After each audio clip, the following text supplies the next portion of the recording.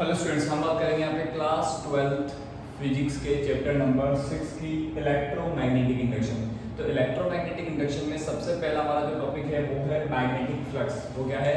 Magnetic flux. और magnetic flux क्या होता है? मैग्नेटिक फ्लक्स के लिए आप बोलोगे the number of magnetic field lines, the number of magnetic field lines passing through a area. ठीक है कि एक एरिया से कितनी number of magnetic field lines जो पास हो रही है उसके नंबर को हम क्या बोलेंगे? मैग्नेटिक फ्लक्स कहेंगे। अब अगर हम बात करें मैथमेटिकली, तो मैथमेटिकली 5P को लिखने के लिए हम यहाँ पे एक यूनिफॉर्म, ठीक है, मैग्नेटिक फील्ड बना लेते हैं। और हम इसमें पहले ये समझते हैं, जैसे अगर मान लीजिए हमारे पास कोई सरफेस है, हमारे पास क्या है? कोई सरफेस है, जैसे हमारे पास ये सरफेस है। तो इस सरफेस के लिए एरिया का डायरेक्शन क्या होगा? तो इस सरफेस के लिए एरिया का डायरेक्शन होगा, इस सरफेस का जो प्लेन है इसके परपेंडिकुलर डायरेक्शन में एरिया का डायरेक्शन होगा इस तरफ। ठीक है, अगर ये ऐसे है तो परपेंडिकुलर टू द प्लेन ये एरिया का डायरेक्शन होगा, अगर ऐसे है तो एरिया का डायरेक्शन इस तरफ होगा। मतलब किसी प्लेन के परपेंडिकुलर जो डायरेक्शन होता है वो एरिया वेक्टर का डायरेक्शन होता है। ठीक, अब हमने यहाँ पे कंसीडर कर लिया कि कोई हमारे पास सरफेस है और वो सरफेस इस तरीके से मैग्नेटिक फील्ड के साथ थीटा एंगल बनाते हुए, ठीक है, रखा हुआ है। मतलब उसका जो एरिया है, उसका जो एरिया वेक्टर का डायरेक्शन है वो और मैग्नेटिक फील्ड एक दूसरे से थीटा एंगल पर। तो ये अपन ने बोल दिया ये एरिया वेक्टर का डायरेक्शन है और मैग्नेटिक फील्ड ये रहा। ठीक है, इन दोनों के बिटवीन एंगल क्या है? इन दोनों के बिटवीन एंगल थीटा है। मतलब एरिया वेक्टर, इस प्लेन के एरिया वेक्टर और मैग्नेटिक फील्ड के बिटवीन जो एंगल है वो कितना है? वो यहाँ पर है थीटा। तो उस केस में अगर हम बात करें 5P, तो उस केस में 5P क्या आएगा हमारे पास? उस केस में 5P आएगा 5P इक्वल्स टू, अब आप देखिए इस B वेक्टर का इस तरफ, B वेक्टर का इस साइड जो कंपोनेंट आएगा वो क्या आएगा? P cos थीटा, और A वेक्टर का जो मैग्नीट्यूड होगा वो A होगा। तो यहाँ पे 5P हम लिखेंगे B cos theta multiply A। तो इसको हम ऐसे लिख सकते हैं 5P equals to BA cos theta, और इसको ऐसे लिख सकते हैं 5P equals to B vector dot A vector. तो यहाँ पे जो मैग्नेटिक फ्लक्स हमारे पास मैथमेटिकल फॉर्म में आया वो क्या आया? मैग्नेटिक फील्ड इंटेंसिटी और एरिया वेक्टर का जो डॉट प्रोडक्ट है वो हमें क्या देगा? मैग्नेटिक फ्लक्स देगा। So we can say that the dot product of magnetic field intensity and area vector is called magnetic flux. और वो आपको क्लियर है, दो वेक्टर क्वांटिटीज है, इनका डॉट प्रोडक्ट हो रहा है तो मिलने वाली क्वांटिटी क्या होगी? मिलने वाली क्वांटिटी स्केलर होगी। तो यहाँ पे हमको ये भी क्लियर हो गया कि मैग्नेटिक फ्लक्स एक स्केलर क्वांटिटी है। ओके, अब हम बात करेंगे इसके यूनिट के बारे में। यूनिट के बारे में बात करते हैं, तो इसका जो ऐसा यूनिट होगा, इसका ऐसा यूनिट क्या होगा? हम बोलेंगे ऐसा यूनिट ऑफ मैग्नेटिक फ्लक्स।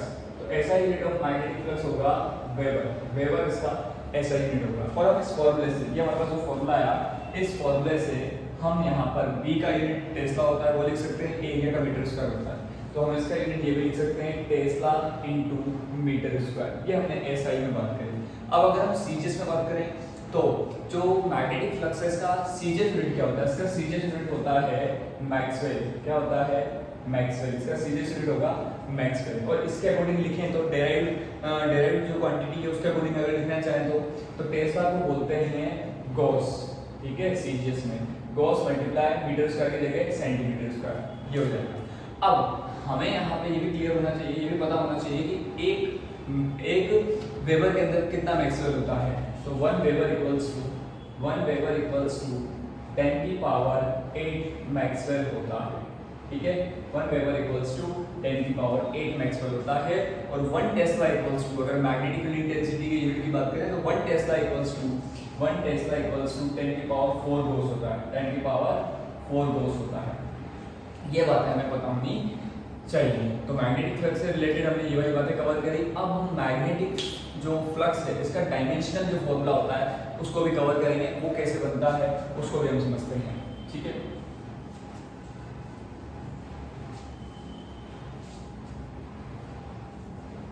देखिए तो हम बात करेंगे dimensional formula of magnetic flux.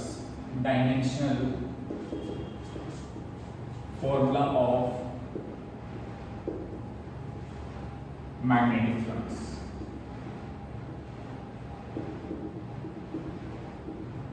तो dimensional formula of magnetic flux बनाने के लिए हम लोग क्या करते हैं, यहाँ पर सबसे पहले तो हम फाई बी का फॉर्मूला लिख देते हैं जो बी मल्टीप्लाई बाई ए होता है।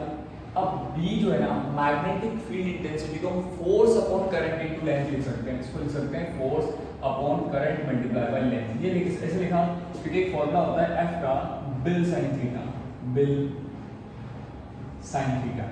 अब साइन थीटा तो नंबर है, नंबर, इसको तो यहाँ पे हम डायमेंशनल फॉर्मूला करने के लिए काम में नहीं लेंगे, नंबर है। एक तरीके से बी क्या बना, F upon I multiply L बन गया। तो बी को लिख दिया F upon I multiply L, ये है एरिया।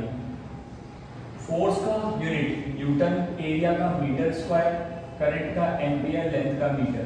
तो ये newton into metre upon ampere देगा। एक मीटर से मीटर कैंसिल हो गया, तो newton into metre upon ampere. अब इससे हम डायमेंशनल फॉर्मूला बनाते हैं। तो यहाँ पे न्यूटन के अगर बात करी जाए तो न्यूटन का डायमेंशनल फॉर्मूला क्या होता है हमें याद है, ठीक है, ध्यान रहता है, 11th क्लास में पढ़ाया भी जाता है। और ध्यान ये रहता है कि न्यूटन का जो डायमेंशनल फॉर्मूला है वो होता है m1 l1 t-2, ठीक है। मीटर की जगह हम काम में लेते हैं डायमेंशनल फॉर्मूला l1 और एम्पियर की जगह काम में लेते हैं a1। तो फाइनली हमारे पास रिजल्ट आता है m1 l1 l1 l2। अच्छा, यहाँ पर मीटर बना, मीटर की जगह हमने क्या लिखा l1 और एम्पियर का क्या लिखा a1। तो फाइनली m1 l2, ठीक है, दोनों ऐड जाएंगे, बेस इक्वल पावर है t-2 और a-1, ठीक है। अब अगर आपको इस पॉइंट में दिक्कत आ रही है तो न्यूटन का कैसे लिखा m1 l1 t-2, तो बताते हैं आपको। न्यूटन जो है फोर्स का यूनिट है और फोर्स का यूनिट है तो न्यूटन होता है मास इनटू एक्सीलरेशन। मास को लिखते हैं kg, एक्सीलरेशन को लिखते हैं metre upon second square. kg के लिए डायमेंशनल फॉर्मूला होता है m1, मीटर के लिए l1, सेकंड स्क्वायर के लिए t2, ये ऊपर जाएगा t-2। तो इस तरीके से हमारे पास न्यूटन का dimensional formula m1 l1 t-2 आता है। तो ये हमने अभी मैग्नेटिक फ्लक्स से रिलेटेड कंप्लीट बातें करी।